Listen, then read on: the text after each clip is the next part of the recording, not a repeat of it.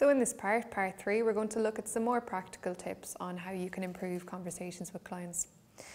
So first of all, how should you start a conversation with a client? I think that based on the idea that a lot of accountants will often have a relationship where a lot of the conversations previously have been transactional, it's important not to just suddenly start a new approach because it may seem strange to a client. And so I think the introduction and setting up is really, really important.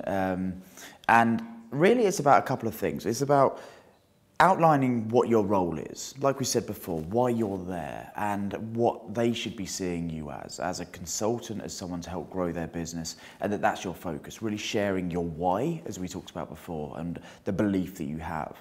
But the other side of it is sharing with them that you want to really understand their business, that you want to explore things with them, and telling them the benefit of it. So for them, the benefit will be that they can help to drive their business forward, or avoid mistakes, or make savings of time or money.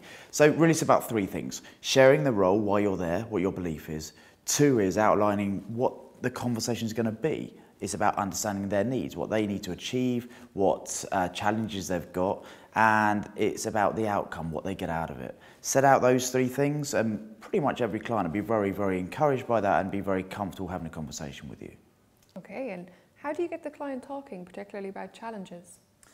Yeah, it depends on the relationship you've got. Again, some companies aren't that comfortable talking about what's wrong, but as long as the role's been set out and they know that you've got the same objective as them, it's not as difficult as it may sound. The main thing that you really need to do is understand, as we mentioned in a previous video segment, that you are there to solve problems. You're there to help push their business forward. And the easiest thing you can really do is to, before you go into any conversation, is to brainstorm what discussion areas you want to have with them, what challenges you know that you can overcome, and bring up those into conversation. So share with them experiences other people have had and ask them how they're affecting them. Focus on their objectives, what they're looking to achieve as a business, what results are important for them. Focus on what's stopping them getting there, what they would like to be able to do. All of these types of areas of discussion are massively powerful and beneficial for the client, but for you, they allow you at the next stage to share ideas about how you can help. And what should accountants be telling them? In terms of the telling, I think it's an important bit, because what can happen is if you purely go in based on questions, open questions, which I'd always recommend, so starting with who, what, where, when, why and how, not just closed questions, it could become worst case scenario a bit like an interview, and that's going to feel quite strange for a client. So you do need to be sharing things as much as you can as you go through. They want to learn things, they want to be taught things. And so what should you be telling them? Really, it's about what you've learned. They're a person within their company, but they haven't got the experience you have of working with all these other companies and seeing the mistakes they've made and learning from those mistakes.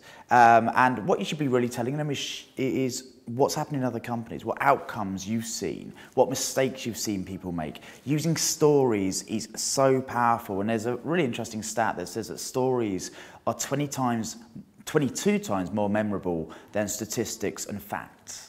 So by sharing stories about other companies in terms of outcomes and challenges they've had, it sticks with people, it resonates with them, and it really makes them think differently. Excellent, thanks. And when having conversations with clients, what's the biggest mistakes you see happening? I think one of the biggest mistakes I see with accountants is assuming that you already know the answers. Now, it might well be true that you often do, but your client still needs to be feeling like they're understood. They need to have the opportunity to talk. So even if you do know the answers, let your clients come to the conclusion. Let them tell you what they need, as opposed to just you stepping in and assuming that. And I think the other one, and this is absolutely not just with accountants, but is listening.